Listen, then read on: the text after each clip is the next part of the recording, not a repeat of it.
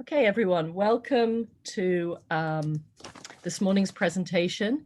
It's by Singh Rathore and Yvonne Wong, and their presentation is called Oral Presentation Skills, a Duoethnographic Study. Thank you. Please take it away. Thank you, Lewis. Before we begin, just a disclaimer. As you can see on the slide, we have renamed our presentation, and it's called Public Speaking, a Duoethnographic Study. Because when we submitted our abstract, we were hoping to focus on oral presentation, but during the course of our research over the year, the focus moved to public speaking. So before we begin, I would also like to quickly tell you that there will be 4 components to our presentation today, 4 Ps. The first would be polling. So I'll begin with that. The second would be presentation. The third would be performance. So it's a 1-hour presentation. So somewhere during the presentation, we are going to perform our dialogues for you. And the fourth would be participation. You too will get a chance to participate. Let's begin with polling. I will post 2 questions in the chat. If you could just answer as yes, yes, no, no, yes, no, no, yes, depending on what your answers are. Here are the 2 questions. Have you experienced oral presentations or public speaking as students? As teachers, do you incorporate oral presentations or public speaking in your classrooms? Okay. Okay, well, thank you.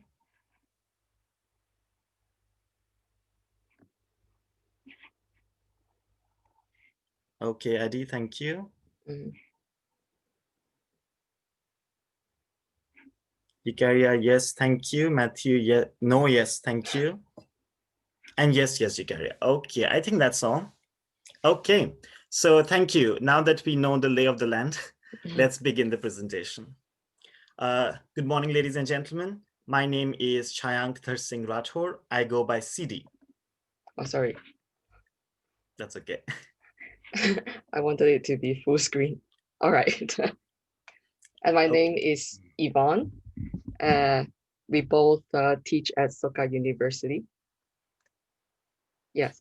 So this is our agenda for today's presentation. So we have divided our presentation into 6 acts. So first we will start with the context of the speakers, and Act 2 will be public speaking, followed by about duo-ethnography, and then methodology, and then we'll talk about our study, and last we'll talk about reflection and conclusion. First, context about us. So, as you know, my name is CD and I'm from India. My name is Yvonne and I'm from Malaysia. I grew up surrounded by the languages Hindi, English, and Rajasthani. Growing up, I was surrounded by Mandarin Chinese, Cantonese Chinese, English, and a little bit of Bahasa Malaysia. For 12 years of my education, I was in English medium education, so it was an immersion system of sorts. In my case, for my 12 years of education, I was studying at a Chinese medium school. I got into public speaking quite early in life, right from kindergarten, actually, and I continued until university.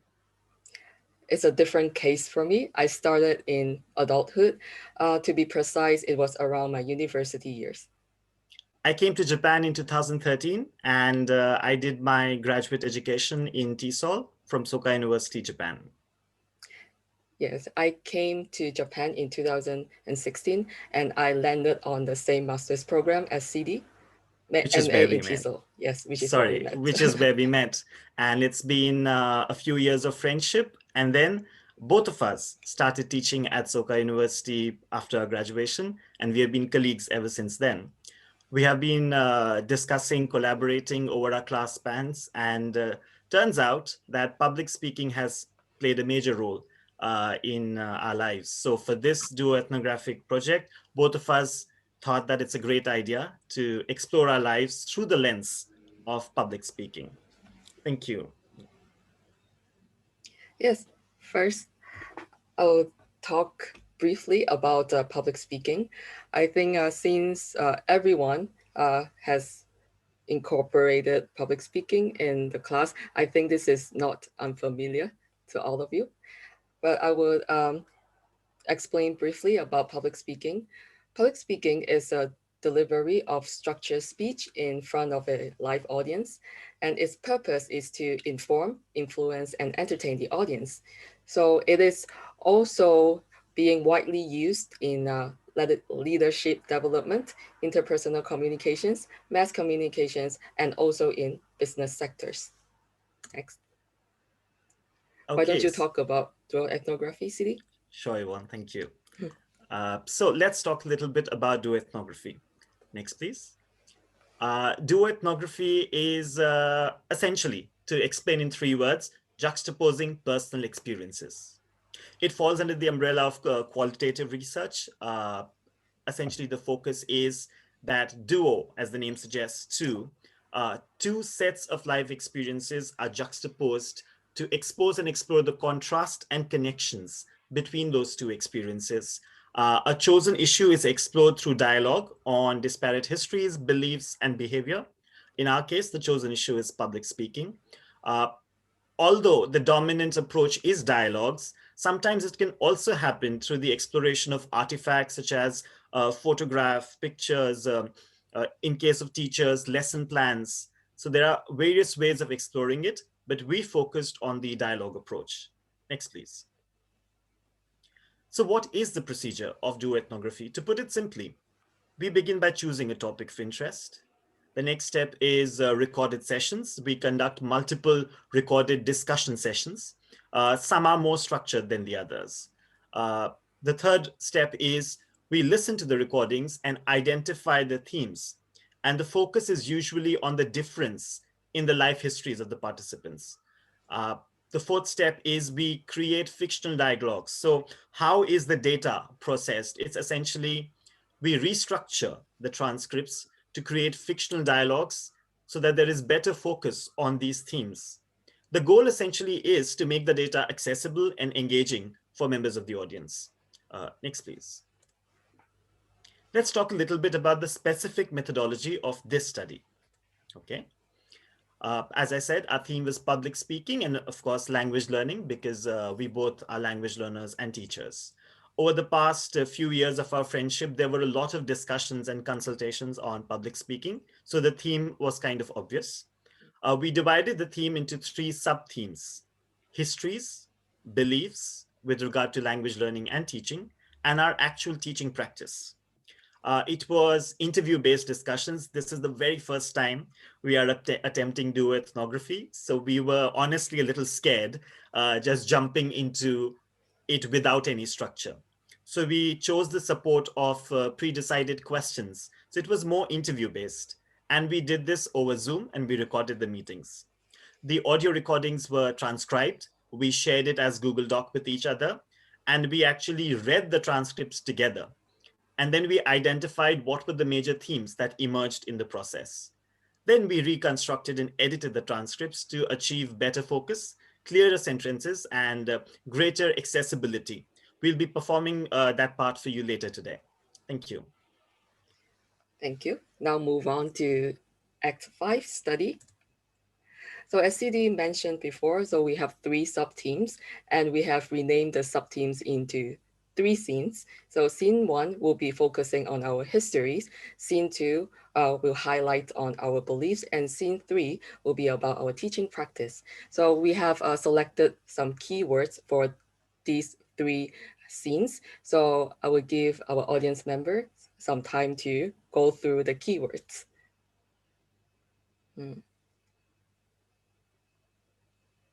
So when we were going through our transcripts, these were some of the keywords that emerged across those 3 different interviews. Okay, right. Thank you. Shall we begin? Sure. So, first scene is on our histories regarding to public speaking. So we will be presenting this scene with a performance. So we'll be performing our dialogues for you. This will be about a 10 to 13 minute performance. So please feel free to enjoy your coffee and tea as you listen to us. Yvonne, you can stop the share if you want. Okay. And both of us are pinned. That's good. Okay. Perfect. Over to you. Right. Okay, so our first dialogue was on our histories. The dialogue focuses on our childhood, the languages we grew up speaking with our families and friends, and our English language journey. Of course, our experience with public speaking with focus on public speaking in English. Since the theme that we are focusing on is public speaking, today we will share with you an excerpt from the public speaking section. All right, CD, when did you start public speaking and why did you start it? Let me try to remember. So the very first certificate for public speaking is from the time when I was in the third year of kindergarten or first grade of elementary school. I'm not sure. It started that early because I was in a Montessori school that focused extensively on co-curricular activities, as the belief was that both academics and co-curricular activities are crucial for the students' holistic development. Oh, I see. But what kind of public speaking activities did you first start with? I started with short speeches. We were given topics a few days in advance, and we would prepare and give a short speech on the topic. Oh, that's impressive. Well, in my case, unlike you, I never participated in any sort of speech or storytelling contest in school and university. So I think I have very faint memories about public speaking before university. I think the earliest memory would be group presentations in secondary school. So yeah, it was part of the projects. And I think some were done in Mandarin. Most of them were done in Mandarin and only a few were done for the English class. So although I didn't have a lot of experience with public speaking, I guess I started somewhere around ninth grade. I see. Yvonne, I'm curious about something. Since we have spoken about this before, sometimes out-of-school activities can play an important role. For example, a lot of singers often begin singing in the church choir. Were you involved in any kind of public speaking activity outside of school? Well, actually, yes. I grew up in a Buddhist family, and in the Buddhist organization I'm affiliated with, I started becoming more active around my secondary school years. I remember that I guess I was 14 years old when I got a public speaking opportunity by either being the MC or conducting an icebreaker in a Buddhist meeting. I think that's how I started public speaking. And at that time, I was encouraged by so many people in the community. Okay, so when did you start public speaking in English? Well, actually, there were two events. So around my university years, I started attending the English language meeting of my Buddhist organization. And I also joined the Toastmasters Club. And regarding the Toastmasters Club, it is a very systematic organization with a clear motive to train one's public speaking and leadership skills. So I joined the club aiming to achieve those objectives. On the other hand, in the Buddhist meetings, I was often appointed as the MC of the meeting or had to share something in front of the members. So this meeting was once a month, and I always had some role in it. So I also consider that as public speaking. I see. And how about you, CD? When did you start public speaking in English? In my case, I actually started from the very beginning in English because I was in an English medium school. However, public speaking had an impact on not only my English proficiency, but also my Hindi skills. I was not a very good student of Hindi and didn't have much interest in the language. It was not until ninth grade that I made my debut in public speaking in Hindi. It was a state level debate competition. I was terrified and I won. So that was a great boost for my confidence. Ever since then, I started actively public speaking in both English and Hindi. In my school, English was the main medium of education, so only on some chosen days, the public speaking would be in Hindi. I became one of the people who was known for switching between the two languages in public speaking. So public speaking became a medium for me to improve not only my English, but also my Hindi language proficiency. Yvonne, sorry. How would you outline your history as a public speaker?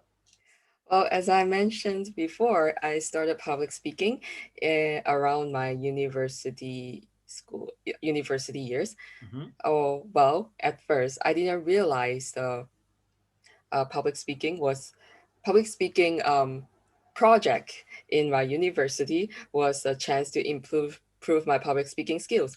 And I just did the bare minimum to meet the requirements of academic presentations. And of course, like most of the students, I experienced stage fright and social anxiety.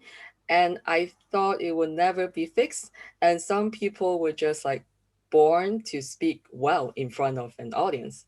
I was just not one of them. Yes, and I was struggling a lot throughout.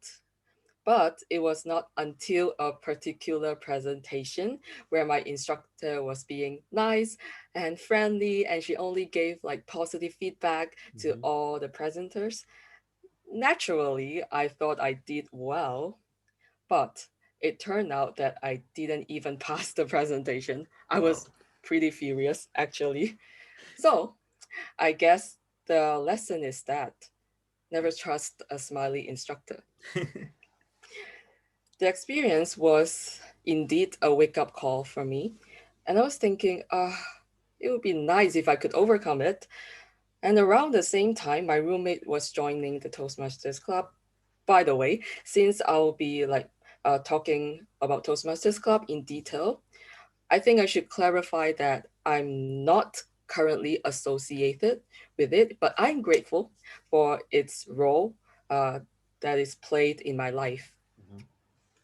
Well, let's go back to my roommate. Sure. Yes, I follow her to one of the meetings, and I was so moved by the atmosphere, and everyone was so helpful and supportive. I realized that it could be a chance for self-improvement. Through my experience in the club, I realized that public speaking is not something that can be taught throughout over a matter of a lesson or a workshop. You need to experience it, set goals and objectives for each speech project, and achieve them gradually. In order to become a good public speaker, there are so many elements to it. It's neither possible nor realistic to achieve all elements through a course. So it needs gradual and consistent efforts. And Toastmasters Club gave me the opportunity to consistently practice and polish my public speaking skills in English. Yeah. Okay, so you followed your roommate and you started participating in public speaking. What happened after you started participating? Well, I think it has a great impact on me. So not long after I joined the club, I became a much better presenter than I used to, as I started to apply what I learned from my public speaking training into my presentations. Do you remember the presentation that I didn't even pass? Yes. Well, not only did I start getting a high score in my presentations, my academic English teacher used my presentation as a model for other students. Yeah, Wow, so it was a huge that's amazing. improvement. Okay, so did you have a lot of presentations in university? Yes, I can't tell you how many presentations we had. And public speaking was no longer my biggest fear. Wow, that's great. What happened after you graduated from university and left the public speaking club? Do you still view yourself as a public speaker of English? Yes, actually, I do still think of myself as a public speaker whenever I had a chance to speak in front of an audience, be it academic presentations, professional development activities, speeches, and speaking in front of my students. That's right. So, sorry. That's okay. Okay. All right. Um, So I'll talk about my journey now, my turn. So it's going to be a long story, Sam. I will try to organize this. But sorry, before that, so you continue to view yourself as a public speaker of English. Now, looking back, do you think public speaking improved your English? Did it? Well, I think it did. I think it gave me like more opportunities to make content in English. I was able to create and express my own stories and thoughts in my speech projects. And Toastmasters Club is known to be having a systematic approach in public speaking training. And I was assigned a mentor to help me with public speaking and also personality development. Whenever I completed a speech assignment, there would be a speech evaluator to evaluate my performance.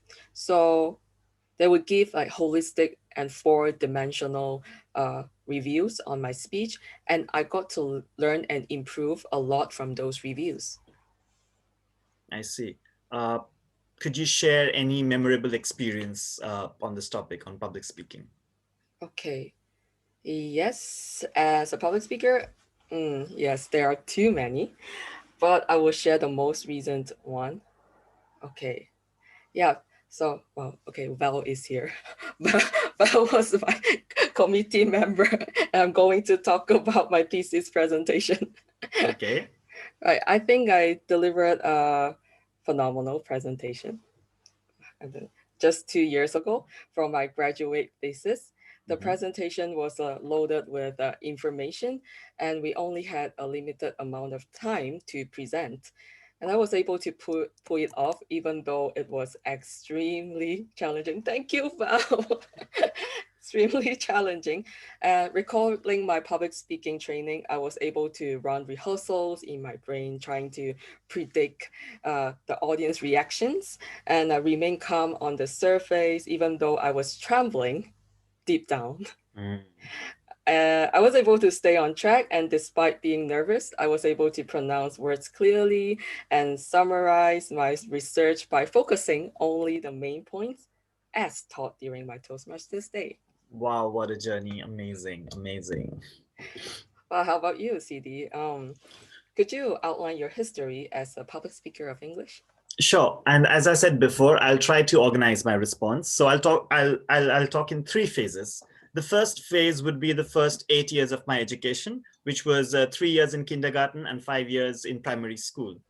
From the third year of kindergarten, I participated in narration and drama for our school's annual function.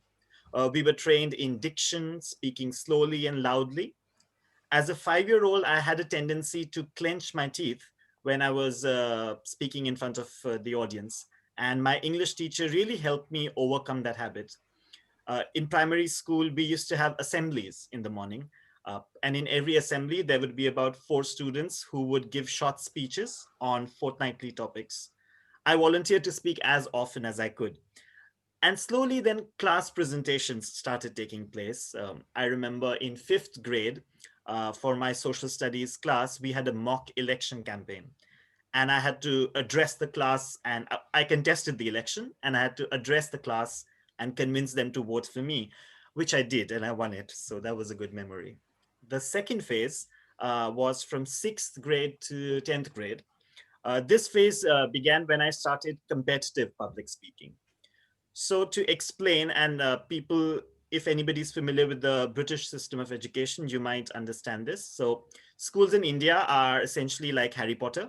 So there are 4 houses competing against each other in sports and co-curriculars. And at the end of the year, one house wins the house trophy. So I got a chance to represent my house in debating within the school. When we started being recognized as good debaters, we were sent to compete at inter-school level as representatives of our school. So that would be, I think, your Goblet of Fire kind of tournament, right? Trivisit tournament. So when we started being recognized as good debaters, we started going for inter-school, and we started traveling to other cities at the school's expense. So essentially, debating tournaments became a way for me to start traveling, because we didn't travel a lot as a family. The attention and popularity that came with being a public speaker fueled my motivation to excel at it. While you mentioned that that maybe you felt Mhm. that you weren't born with it, it was the opposite for me. Oh. I felt like I was born with this talent, so it was my responsibility to polish myself and use it to the full potential. The last phase, the third phase, was the last 2 years of school, 11th and 12th grade. Yes, I was still in debating, but I was also selected as the head boy, which is like the head of the student body. And due to this role, I had to make a lot of announcements and speeches on important events. So this was when I switched from debating to speech making. Now, these two are slightly different. You have to sound smart and attack the opponent in a debate, whereas in speech making, you have to connect with your audience. And I think I developed those skills in these 2 years. In university, I was still debating, but gradually I changed my identity from a public speaker into a drama person. And then I became a teacher. And as a teacher, I started presenting at academic conferences, and I love it. So my identity as a public speaker still continues. I'm still learning, and we are still doing public speaking each time we go in front of our students to speak, right? So I think each time we step into our classrooms, we are public speakers. Fascinating. And does public speaking help improving your English as well? Definitely, I think it does. We would practice speech making and language usage a lot. We would rephrase our statements all the time to make them sound crisp. Engaging in public speaking makes you conscious about how you frame your speech, how to summarize things, organize your thoughts. It definitely benefited me in many ways, such as organizing my thoughts, structuring written passages. How do you structure your speech, right? Language Yes. usage. And also when you are researching on really challenging topics like international policy or something, you are reading up on difficult topics in English. So I think it also benefited my reading and vocabulary. Thank you. Thank So that you. was our little performance for all of you, members of the audience. Uh, this is essentially how our dialogues looked when we were researching. And now over to Yvonne for concluding this section.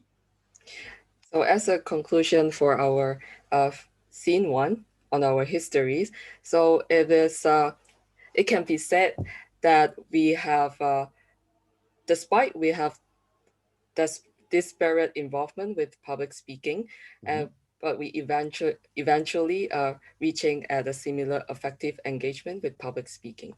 So as for our disparate background and involvement with public speaking, for CD, he started public speaking in English ever since he was a child, and he was in the competitive field, debating and speech contests and storytelling. Whereas in my case, I started in adulthood, and I guess I started my public speaking in Mandarin first, and then English.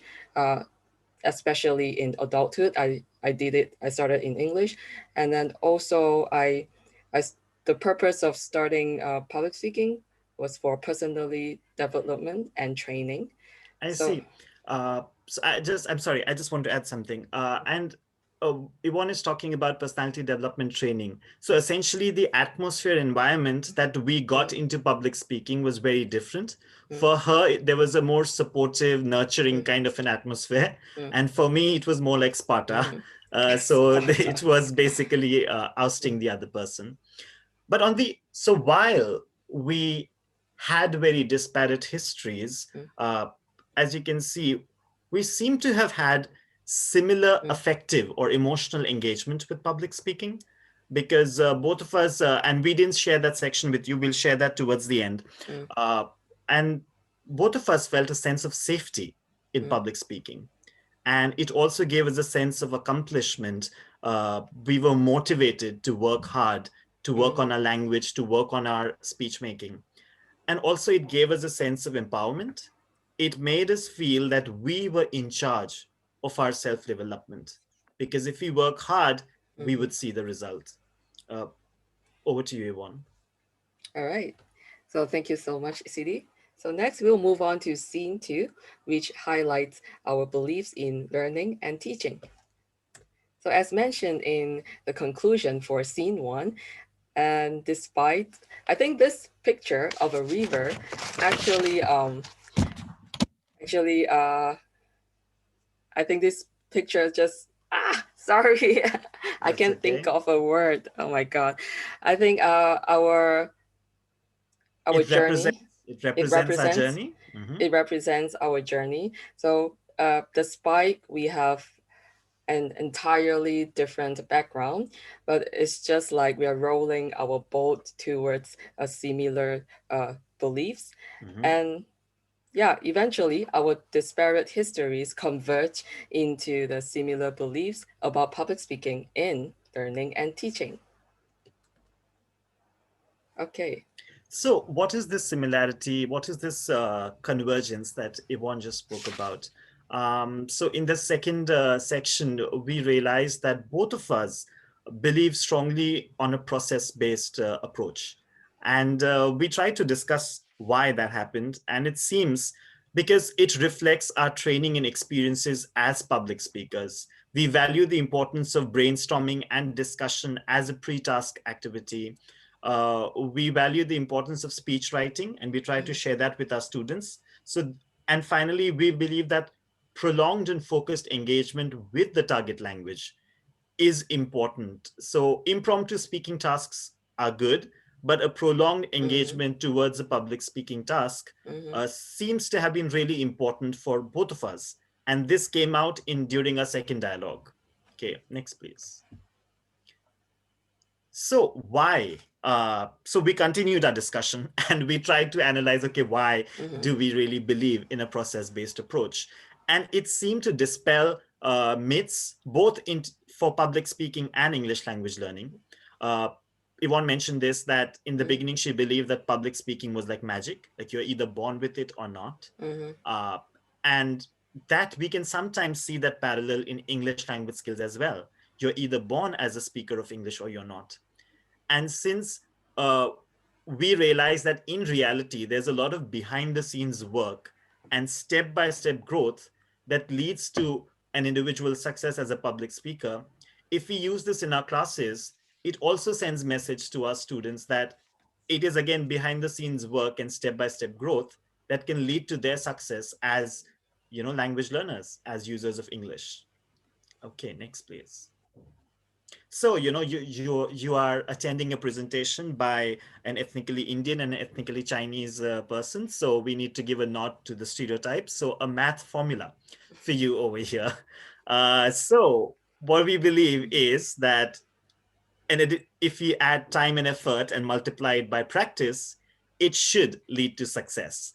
And that's what we try to share with our students, because we believe the achievement that is a result of public speaking leads to a sense of social validation, because, well, people are applauding for you and you feel nice, which in turn increases students' motivation to engage in the task of polishing themselves as both public speakers and language learners. So we believe that this formula kind of sums up the workings of the use of public speaking in language learning.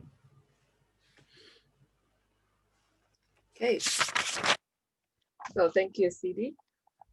So now let's move on to scene 3, which is about our actual classroom practice. Since we have talked about the technical side of public speaking oral presentations, and we also share about our histories. So now we are going to talk to you about what kind of oral presentations activity we implemented in our classrooms. And in this section, we will cover the successful examples, and as well as the concerns we face, and also the possible solutions to the concerns. Okay, so first, I'll go first. All right. So for my successful example, I chose this activity. So it is a show and tell oral presentation. Oh, yeah, and how did I come up with the idea of a show and tell presentation? So when I was still TESOL student, I had an opportunity to participate in an English summer program in a high school, and I did the activity with the students. Basically, the activity is about sharing your personal story about an item that is precious or valuable to you. And I really liked the activity, so I decided to turn it into a presentation for two main reasons.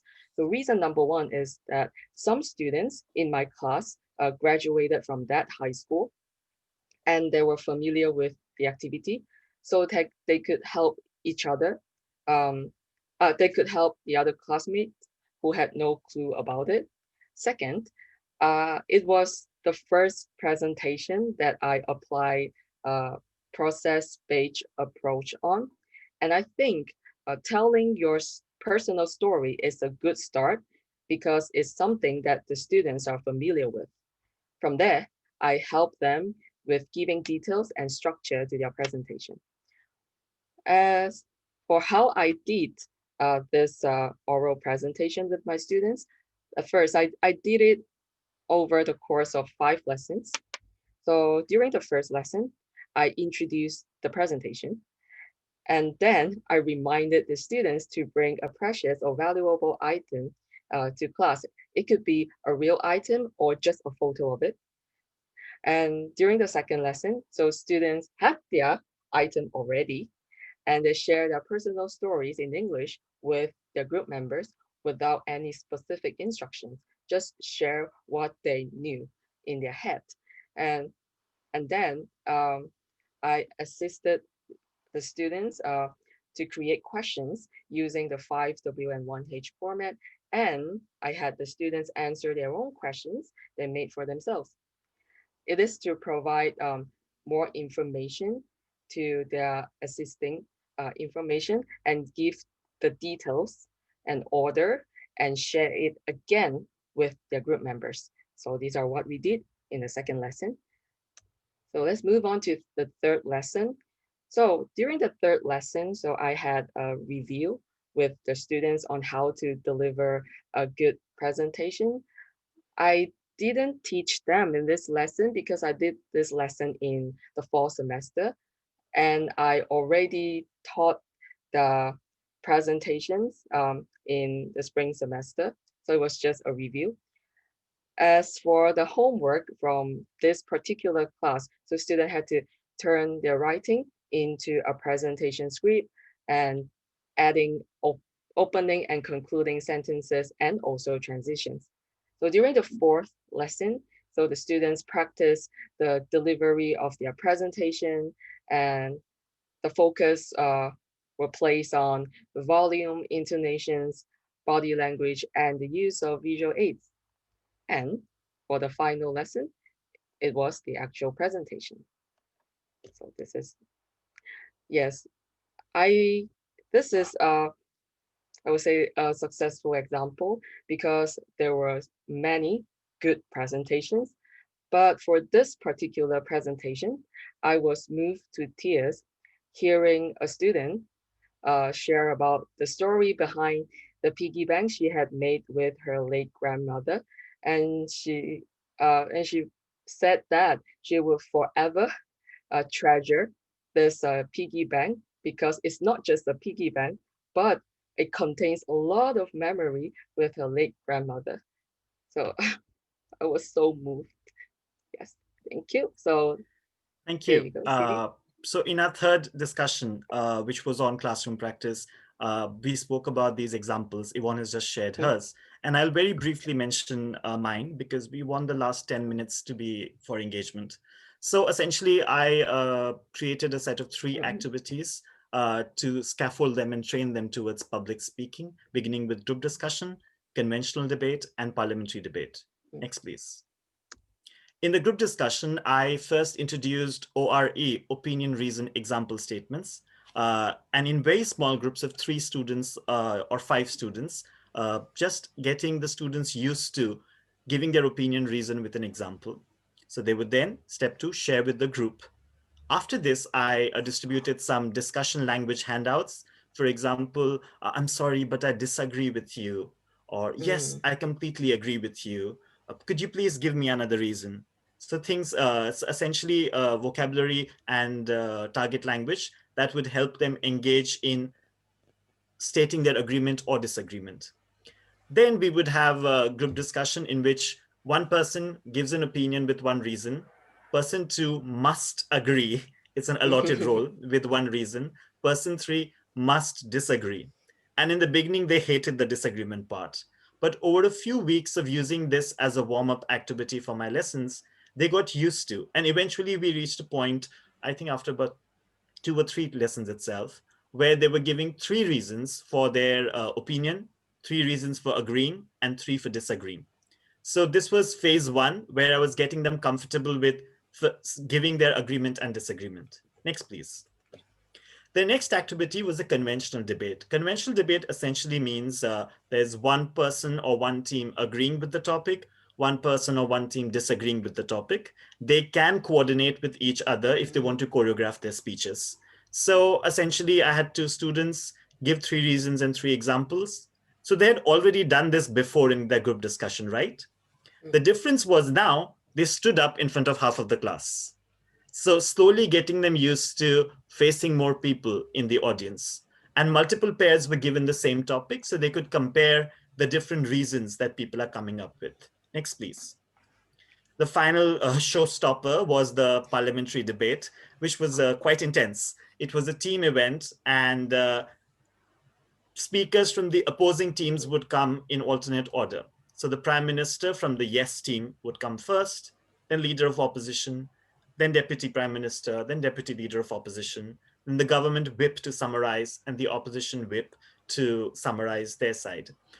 They got about 20 to 30 minutes over 4 lessons to prep this up. But the key point over here was there was an element of live engagement. I had requested them to give rebuttals to the basically pick up points that the other team had mentioned and try to find loopholes in that. Next, please. So this was the activity, and essentially the memorable experience was that despite telling them that it might be a good idea to provide the rebuttal, I wasn't expecting them to do that, because I thought that for my students it was slightly demanding. However, not only did they come in and provide a rebuttal, the next speaker from the opposing team came in and provided an explanation to counter that rebuttal.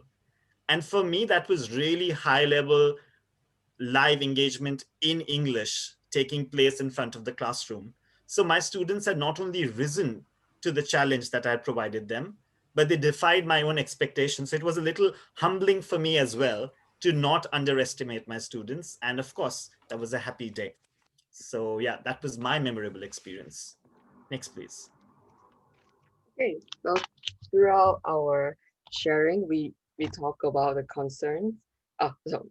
So we talk about successful examples, but I think we also face a fair amount of concerns in when executing our public speaking activities. So I think first of all will be paper reading. Like students, they may not fully aware that that is a presentation, and they stick to paper like most of the time, and it resulting in sounding monotonous. And also secondly, students were facing social anxiety. So, and third, the peer evaluations that I tried to execute in my class were not effective. So after much thought, we think the possible solutions are to practice more with the students and to customize feedback, but with time constraints, and also to provide students with more time to practice.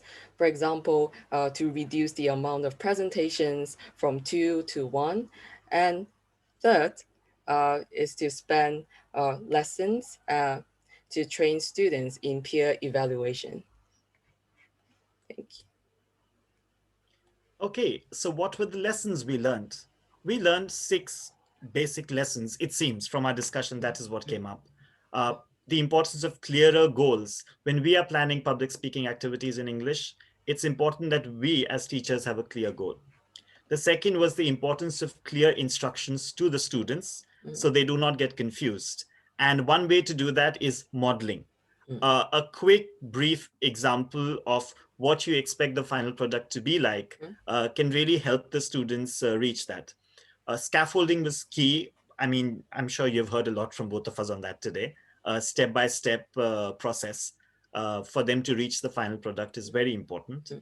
Being creative, sometimes we pick up tasks from the last semester or the last year, but each class is unique.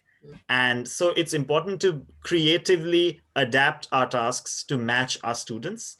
And finally, as I shared, to believe in your students is important, because given enough support, they usually rise to the challenge and defy our expectations. So these were our 6 lessons that came up during our last dialogue.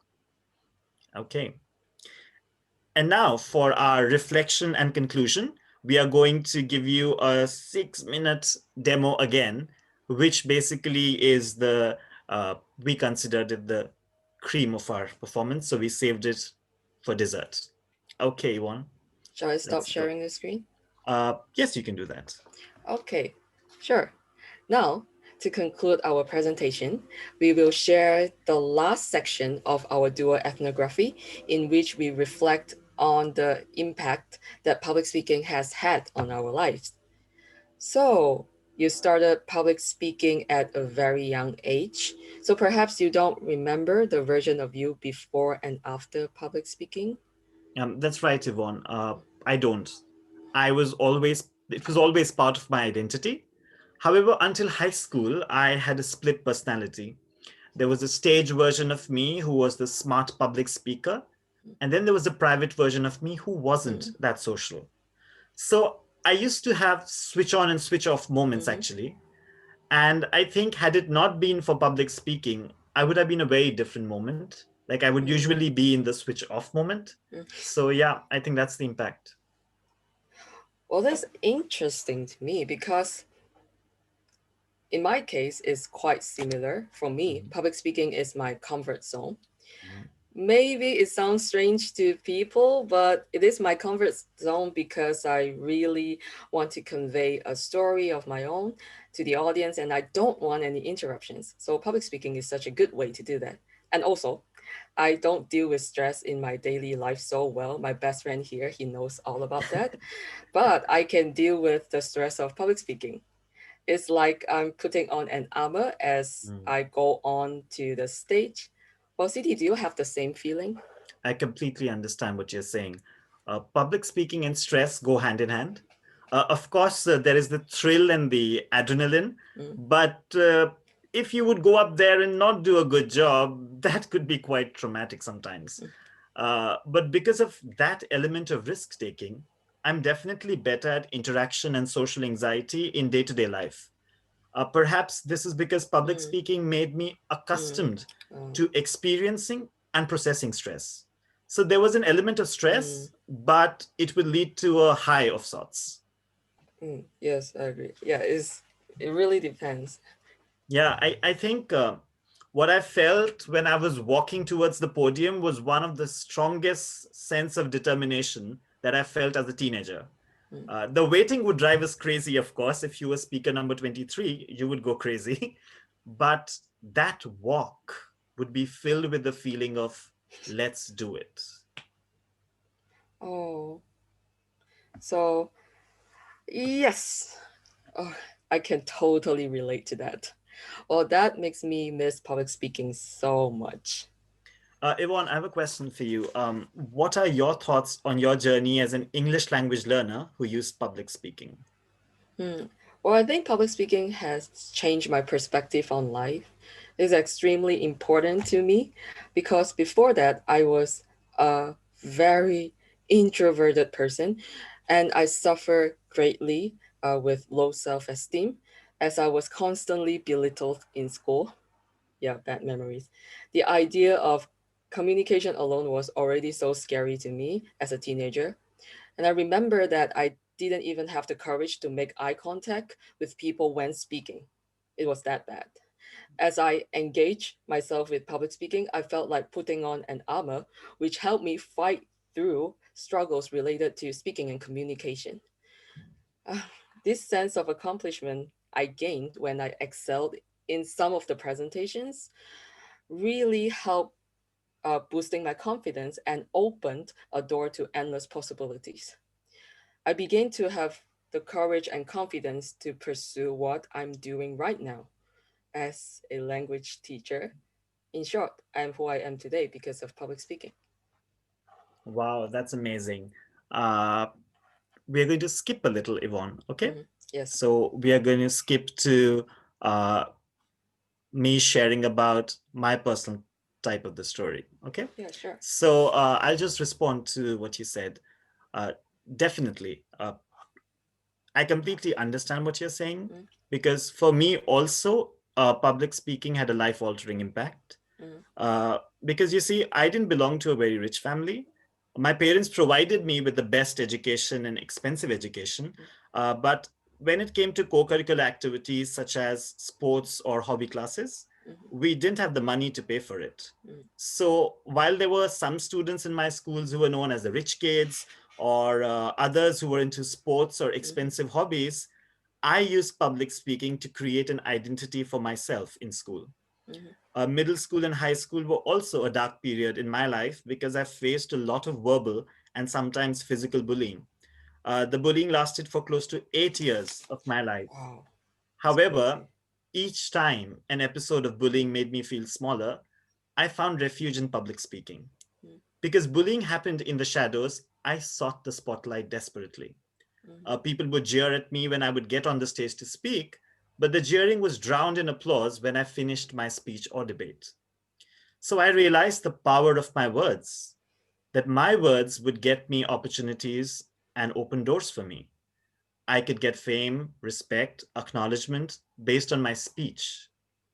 Public speaking was what made me feel strong, safe, and worthy.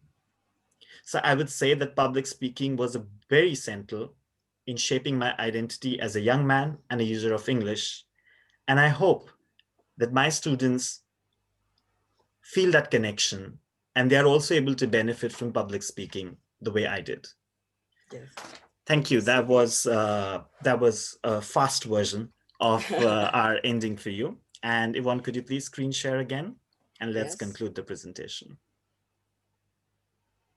Okay, so what's next? Sorry. Are we okay? Okay, so what's next after this? So after engaging in the study, we realized perhaps there's need for a round two, perhaps less structured follow-up discussions that focus on the themes that emerged, because we did feel a little constricted. It ended up becoming like an interview. And we were, while attempting it, we were thinking, is this duoethnography? Is this just interview? So perhaps going forward, we would want to focus on less structured approaches. Beyond dialogues, use of artifacts such as our lesson plans or our rubrics, that can add another element to our duoethnographic study. And finally, perhaps reflective practice is the logical next step after this project for us, because we have been doing that. So we're thinking perhaps that's the next step. Okay. We had a few questions for you, but I don't think we have the time for that. Exactly. So if Yvonne, could you please post this in the chat? Will that be possible? So, Sure. So this is like your little homework activity. Please think about these questions. And with that, I'll wait for her to send the chat so we can conclude together. Okay. Okay, all right. So those were a few questions we would like you to reflect on. So with that, we would like to say thank you to you. Yvonne, with you. Thank you so much. And thank you for your time and patience. We are open to questions now. And I've also posted the link for a post-session discussion. So when we need to end this session, if you still have questions or just comment, you can join us in the follow-up Zoom meeting. Thank you. Thank you. Thank you very much, CD and Yvonne. I think all the participants would like to unmute their microphones and give you a round of applause. Thank you. Thank you. Thank you. All right, we really don't have a lot of time for questions right now, but we do have about 4 minutes So if anyone does have a question quickly, right away, please go right ahead. I invite you to unmute your microphone and ask the question live.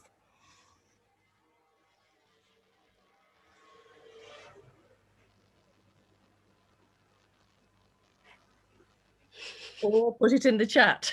That's all right too. Okay, I have a question. So you made a lot of changes into your classroom practice based on what you've learned from your own experience.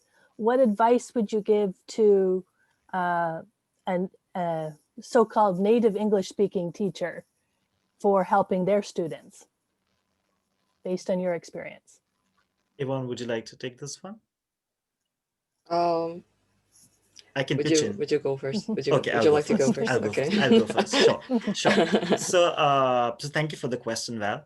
I would just want to highlight the importance of giving enough preparation time and prolonged engagement with the task. So instead of just assigning it as homework, if we can have smaller group activities that we are, even if we just give about 10 to 15 minutes over 4 to 5 lessons, that is just ensuring that they're getting prolonged engagement with the task, and also giving them useful handouts, which give signal phrases or stock phrases that seem quite obvious to so-called native speakers, but that might not be obvious for our learners. And and then finally, as we said, modeling. So these are some of modeling in slow, understandable speech. So when we model, I don't transport to my debate competitions. I do it in a way that my students can understand. So those are some tips that I would like to share. Okay, Yvonne, would you like to add anything? Yeah, I second that. And I also think it's important to provide students a safe space that they feel comfortable with making mistakes and don't get judged for it.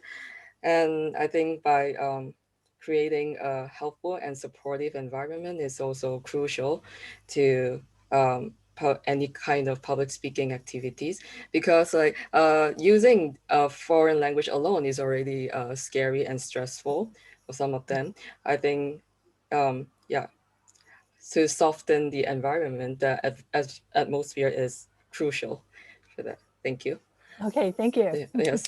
Okay, thank you. I'm very sorry that we have no time for any more live questions, but as CD said, he has posted a Zoom link in the chat. Feel free to copy that. And Yvonne has posted further discussion questions in the chat. So everybody is totally free to copy the chat, make a copy of the chat before the session ends. But right now I do have to end the session. So thank you very much for your great talk. And I invite everyone to give you one final round of applause. Thank you everyone for joining and interacting and sticking with us for an hour. That's big. And thank you, Lewis, for your support in this presentation. You're very welcome. I'm now going to end the recording. Thank you so much.